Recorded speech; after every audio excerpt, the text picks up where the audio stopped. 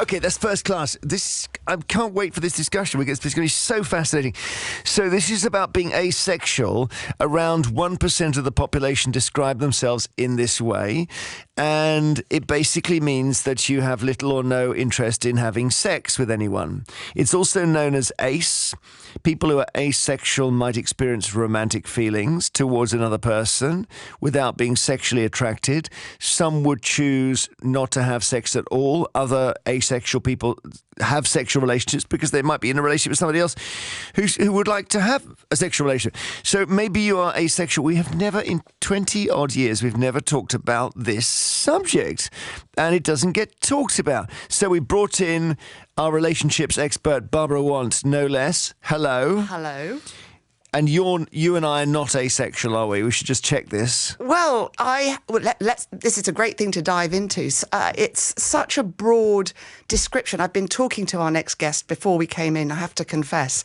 And I just think that this idea of being asexual has been such a taboo, and yet there's a breadth to it that could describe many of us at stages of our life. Oh, don't muddy the waters. No, I think this idea that being asexual and not being interested in sex or not being sexually attracted is one part of a spectrum. Actually, possibly something that maybe we can experience at different times, that it isn't just a tiny percentage of the population. I'd love to know what Katie thinks. Let me... Katie's shaking her head, which is really good. Well, you disagree, Katie, with her? I do. Yes. I do too. Good. Good. So, yeah, it's not just... We're not sort of just basically waking up on a Tuesday morning and deciding we feel a bit asexual. Katie is nodding. So we're ganging up on you here, Barbara. That's fine. We have listener Katie Allen, who is asexual, and it isn't just a mood, is it? It is not. No, it is a sexual orientation in its own right. And when you say an orientation, you mean not one that's chosen, correct? Exactly. Yes, it is who we are. It is not what we choose. So it's different to being celibate in that regard. Sure. And you're a young woman, and so you're in your prime, and you've... I guess at some point, very, very, probably not that far into your childhood or your adolescence, you just thought, wait, I'm not behaving like my peers. No, not at all, actually. So I am 43 now, and it wasn't until I was 40 years old that I realised I was asexual purely through the work that I do with the LGBTQIA plus community. And I started to learn about what asexuality was. So prior to that, I probably would have described myself as pansexual because a person's gender wasn't something that bothered me or was a deciding factor in whether I wanted a relationship. And it wasn't until I started to have the more in-depth conversations and I understood what the sexual attraction part meant, I realised, I'm not sexually attracted to anybody, but I want to have romantic relationships with people, which is, aromantic would be someone who doesn't experience that. So I experience romantic attraction, but just not sexual. We had a period on this show where we had to, I think, ask all the phone-in callers a questionnaire. This is about 10 years ago, because we're trying to work out how diverse the callers were and whatnot. And we, you would consent to answering 5 questions. And one of them was sexuality. And quite a number of listeners, I think it was a bit of a confusing thing to have a young producer say, what's your sexuality? And the first answer would be married. They say that's not actually a sexuality.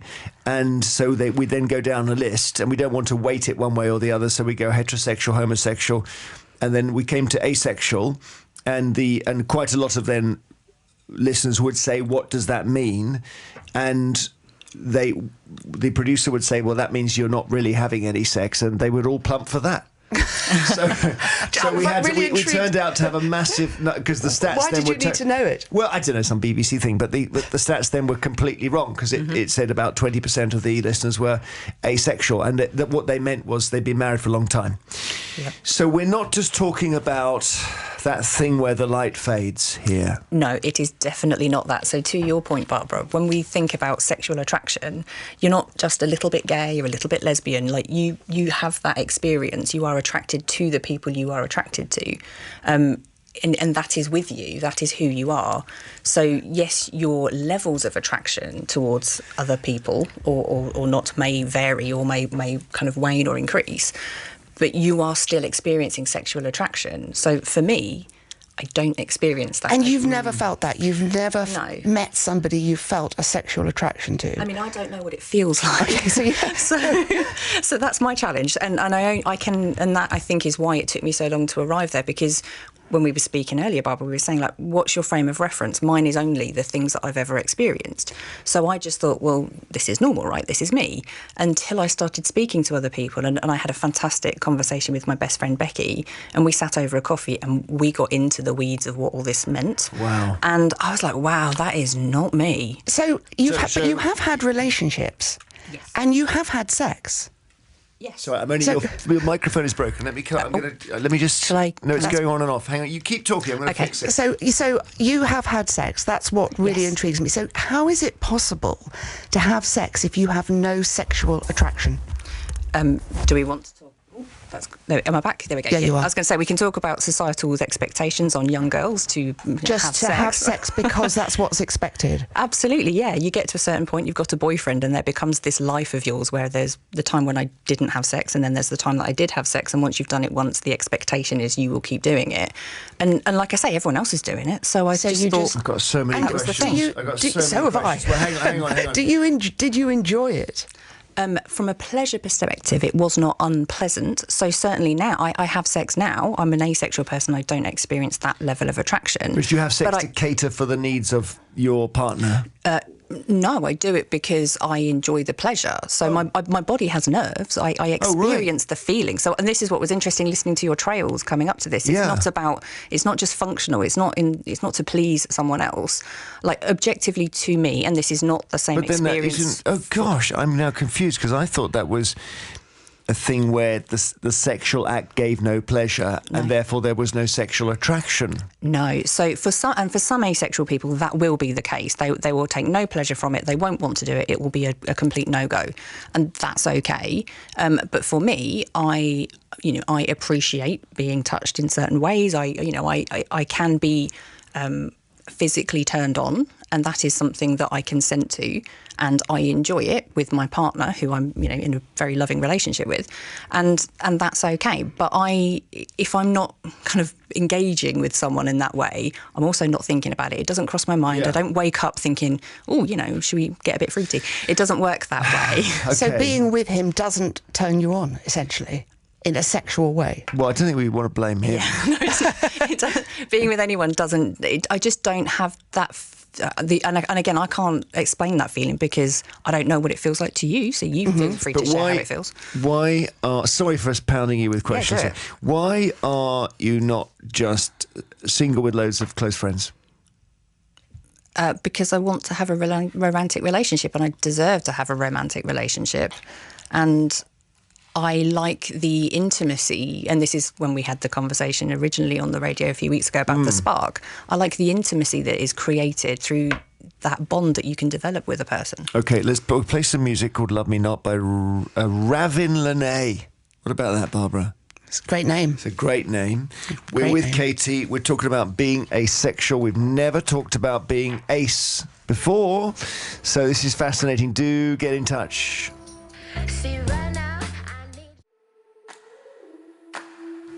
Ravin Lene and Love Me Not, new record, BBC Radio 2. Barbara Want is here, Radio 2 relations expert.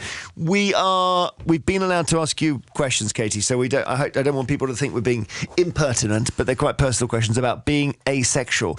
And I'm going to try and summarise what we've heard, and you tell me if I'm wrong.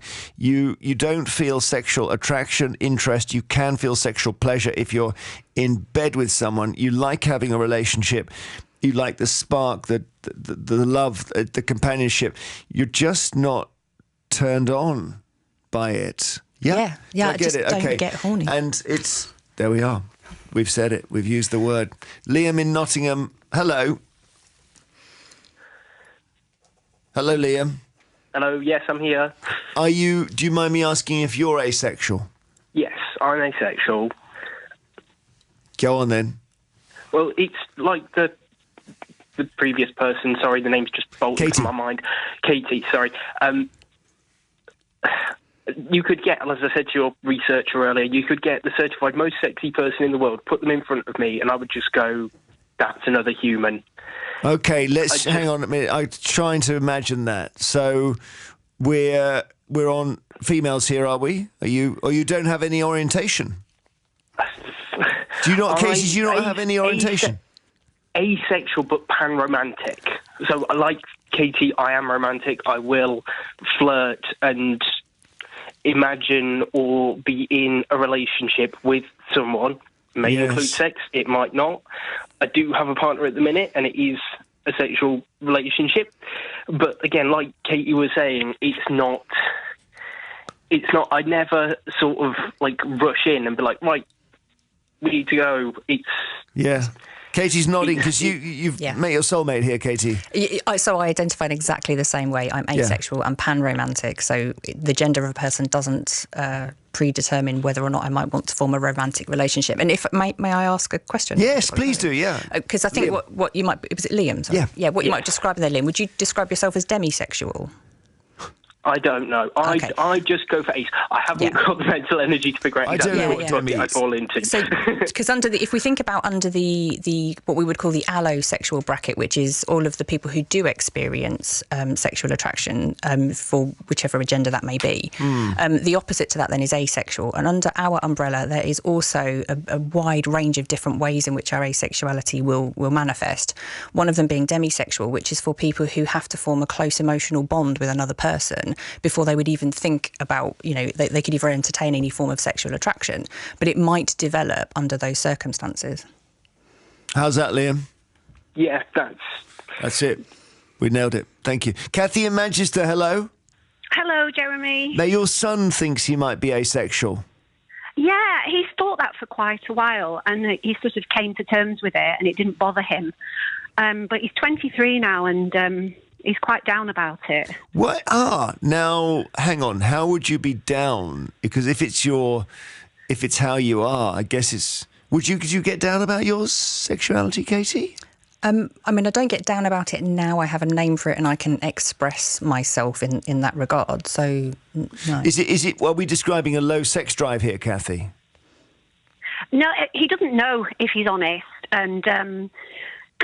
He's trying to speak to me about it, but he's recently seen his GP because he's quite depressed and has recently been prescribed antibiotics. And what it is, I think he sees his friends and his peer group who've all got significant others, be they male or female or heterosexual or bisexual, whatever they are, and they've all got someone to do things with. And I think he feels like he's missing out.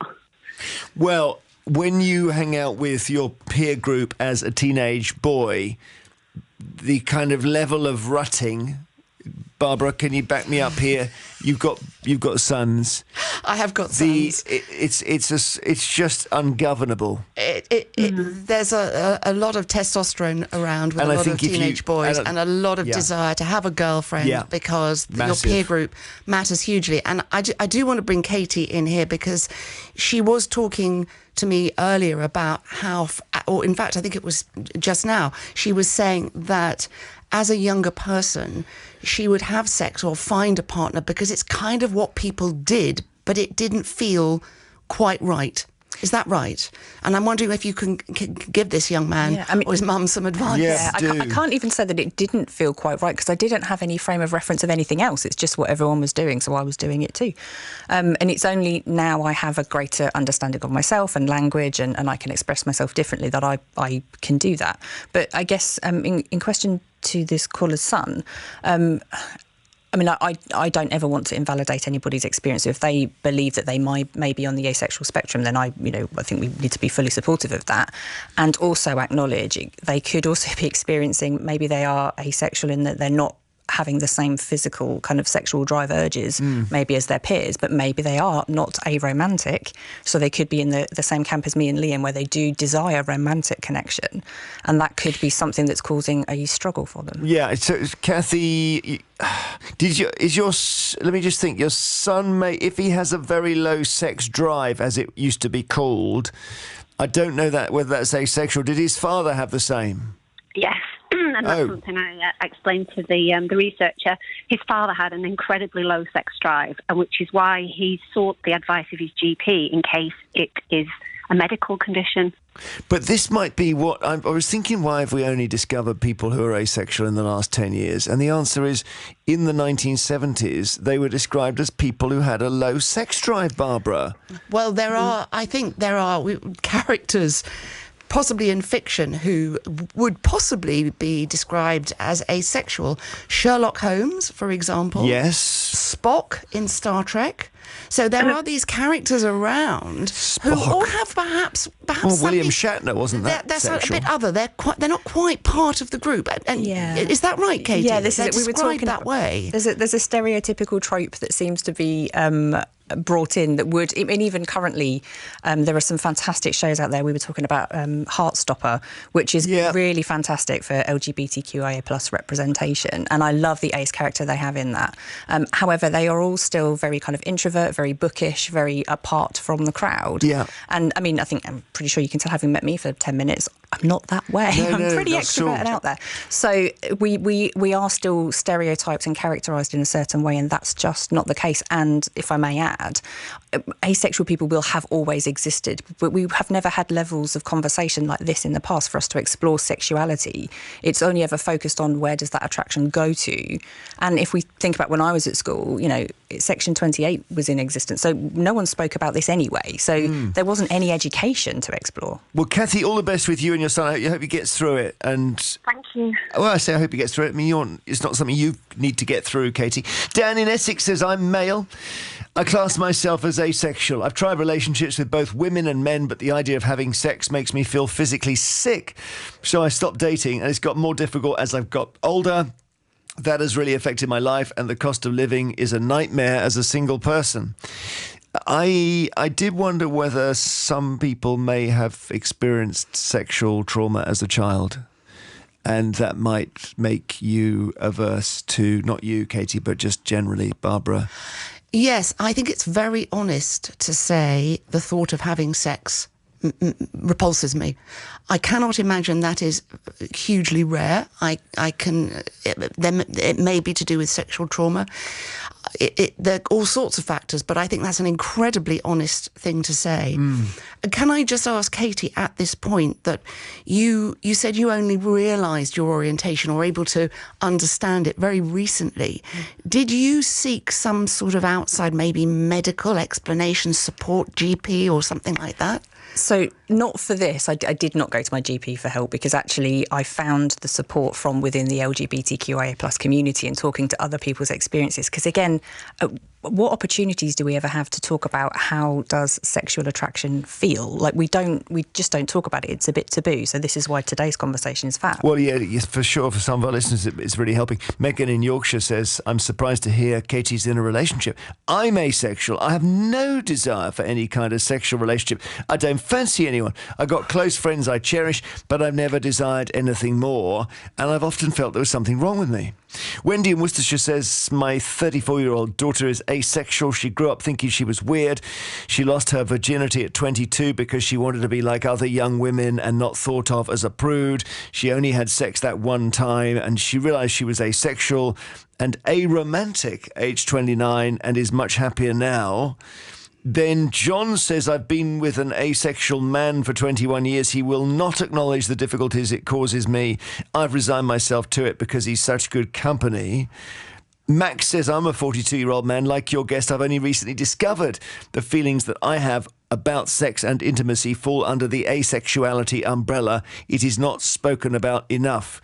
I think there's quite a lot of disgust at sex in there from some of our callers, not from you, Katie. Not having sex or not wanting sex is a taboo. It's something that we simply don't admit, particularly people in relationships.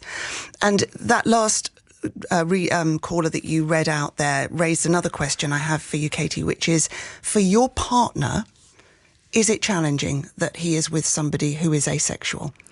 I mean, obviously we'd have to ask him, but I'm pretty certain I can go out on a limb and say no, because of the level of conversations that we have and the communication in our relationship as a result of this is so good.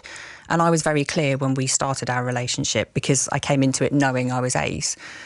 that I spelled out to him, like, you do realise that this, you know, even though you are a straight cisgender man, if you're coming into this relationship, it's a queer relationship. So we need to talk about what that means and how you feel about that. So it's a queer relationship. Yeah, exactly. Because just because I'm in a relationship with a man, that doesn't make me straight. I still don't experience sexual. Oh my goodness! Sexual attraction. Now my mind is blown. So the relationship. Where does being gay come into it? Well. Or do I see queer as gay? Sorry, yeah, queer is and I want to caveat this as I know that is a trigger word for some people, so I just want to be very clear when I use that term, I use it about myself, not about other people. You mean differently, and I mean it, not heterosexual? I mean it, yeah, as in the umbrella of the LGBTQIA plus community. Okay, I'm learning here. Forgive me for every answer is a wake-up call here. Amber in Bexhill, hello. Hi there. Now you relate to Katie as well. I do. My daughter came out as gay probably about 10 years ago. I'm now 62, and it made me really think. All my life, I've had counselling. I thought it was childhood trauma. I'm married. I've got 2 gorgeous girls, but I've never ever enjoyed sex. I don't particularly want sex, but I did want a romantic relationship. I had this discussion with my husband probably about 5 years ago, saying this is who I think I am. And he feels completely betrayed. He thinks that I've known all along. I've let him down. I've lied to him, and it's really hard. Yeah, and he's processing it, which is why he's kind of lashing out. I think you've got to let him vent a bit, I guess, Barbara, hasn't she? I can't argue. Of course, that is incredibly hard for a partner. And what strikes me here is that the inability to talk about this and recognise those feelings earlier on would have changed that situation. So much of this is because it's been such a taboo, people have not been able to, as Katie has shared with us today, not been able to understand this for many, many years, which is why it's so good we're talking about this now. It really is. And Amber, is he going to get through it, do you think? I think I really hope we do. I think because in the 70s and the 80s, when I was like in my 20s, it wasn't talked about. It didn't even enter my radar. And it was only, as I say, when I started delving into the LGBTQ plus lifestyle and my daughter and understanding it more, it just was like a light bulb moment. I thought, well, yeah, this is me. I found my home. This is who I am. So interesting, Katie. Absolutely. And can I just say, was it Amber? Yeah. Amber, I completely relate to your experience because I had that exactly that in my previous relationship. We were together for 10 years and and having to go through this experience with him was really challenging, understandably for him. And unfortunately, in our case, it was too much for us to kind of work through. And that's okay because, I can't speak to your experience, but in my experience, that was okay because it led to something different and better for both of us. Thank you very much. Katie Allen, talking openly. Very great to hear it, Barbara, isn't it? It's fantastic. I do hope a lot of people have been able to listen to this and either identify something or understand something or create a conversation they might not previously have been able to have. And thank you, Barbara Want, Radio 2 relationships expert.